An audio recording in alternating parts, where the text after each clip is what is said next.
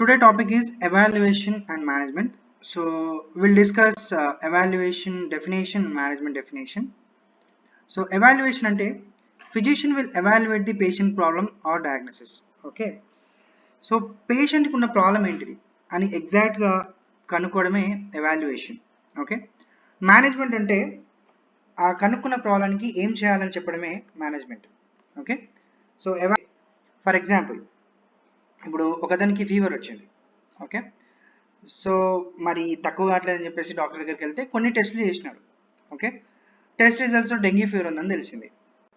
So ఫైనల్గా doctor ఏం చెప్తారంటే ఇతనికి డెంగ్యూ ఫీవర్ వచ్చింది, సో దానికి మనం ట్రీట్మెంట్ స్టార్ట్ చేస్తే తొందరగా రికవర్ అవుతాడు అని చెప్పేసి చెప్తాడు.